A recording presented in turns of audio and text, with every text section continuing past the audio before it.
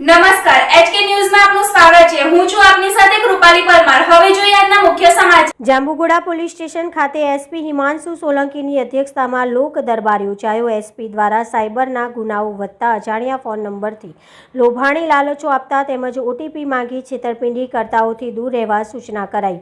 પ્રાપ્ત માહિતી મુજબ જાંબુઘોડા પોલીસ સ્ટેશન ખાતે એસપી હિમાંશુ સોલંકી, ડીવાયએસપી વિજય રાઠોડ, જાંબુઘોડા પીએસઆઈ પીઆર ચુડાસમા, જાંબુઘોડા તાલુકા પ્રમુખ લાલસિંહભાઈ બારિયાની વિશેષ ઉપસ્થિતિમાં લોક દરબાર યોજવામાં આવ્યો હતો, જેમાં મોટી સંખ્યામાં જાંબુઘોડા નગરના આગેવાનો તેમજ તાલુકામાંથી પધારેલ ઉઢવણ, ખાંડીવાવ, ગરમુલા સહિતના સરપંચ અને સભ્યો અને આગેવાનો તેમજ ગ્રામજનો મોટી સંખ્યામાં હાજર રહ્યા હતા। તેમ ઉપસ્થિત મહાનુભાવોનું પુષ્પગુચ્છ આપી સ્વાગત કરવામાં આવ્યું હતું। ત્યારે આ લોક દરબારમાં પ્રજાના પ્રશ્નો હોય તો જણાવો, જેનો સત્વરે નિકાલ થાય તેમ પોલીસ વડા દ્વારા જણાવવામાં આવ્યું હતું। તેમજ પોલીસ વડા દ્વારા કેટલીક જરૂરી બાબતો ઉપર પણ ચર્ચા કરવામાં આવી હતી, જેમ કે ટ્રાફિકના નિયમોનું પાલન કરવું તેમજ વાહન ચલાવતી વખતે હેલ્મેટ પહેરવું તેમજ નાની ઉંમરના બાળકોને વાહન ચલાવવા આપવું નહીં અને લાયસન્સ પણ ફરજિયાત સાથે રાખવું જોઈએ તેમજ એસપી હિમાંશુ સોલંકી દ્વારા જણાવવામાં આવ્યું હતું। જ્યારે પ્રશ્નમાં ડીજે વાગવાને કારણે વૃદ્ધ અને